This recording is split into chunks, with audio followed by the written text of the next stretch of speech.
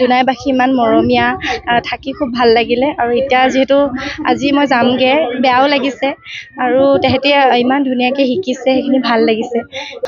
ইয়াত 200মান হ'ব, 200-250মান। 10 দিনীয়া আছিল, কিন্তু আজি 11 দিন কৰিছে তেখেতলোকে, কাৰণ আজি ফাইনেল।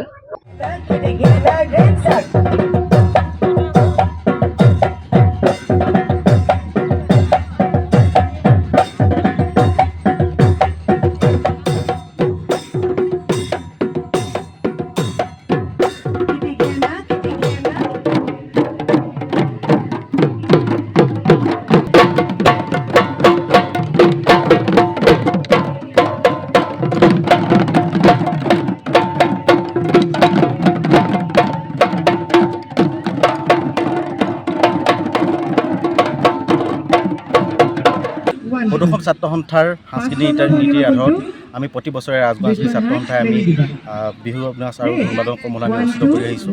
আমি 2008 চনৰ পৰা আজিৰ তাৰিখলৈকে আমি সুদীৰ্ঘ 17 বছৰ আমি এই কৰ্মশালাখন অনুষ্ঠিত কৰিছোঁ। এই তাৰে ধাৰাবাহিকতা অক্ষুণ্ণ ৰাখি আমি এইবাৰ ঢোল বাদন আৰু বিহু কৰ্মশালাখন আমি অনুষ্ঠিত কৰিছোঁ। আমাৰ এই বিহু কৰ্মশালাৰ যোগেদি আমাৰ যিসকল কণ শিশু আছে তেওঁলোকে যাতে বিহু আমাৰ যি প্ৰকৃত বিহু নাচ, বিহুৰ যি প্ৰকৃত ভংগীমা, যাতে বুধৰ চেও, এইখিনি যাতে তেওঁলোকে সঠিক তথা সমাদিত ৰূপত ৰাখি যাতে আমাৰ আহিবলগীয়া প্ৰজন্মই বিহুটো যাতে আগবঢ়াই নিব পাৰে, তাৰ কাৰণে আমি বিহু কৰ্মশালা অনুষ্ঠিত কৰিছোঁ।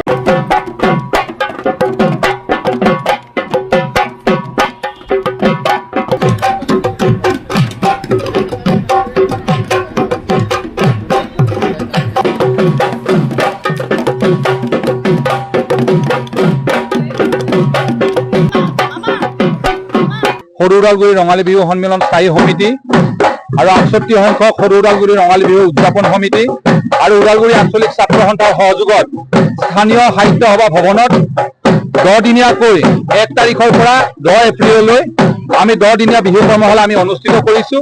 আৰু এই কৰ্মশালাখন অনুষ্ঠিত কৰাৰ উদ্দেশ্য এটাই, নৱপ্ৰজন্মই যাতে চিনক আমাৰ বিহুটো কি, বিহুটো শিকাৰ উদ্দেশ্যে আমি এই বিহুৰ কৰ্মশালাটি আমি অনুষ্ঠিত কৰিছোঁ।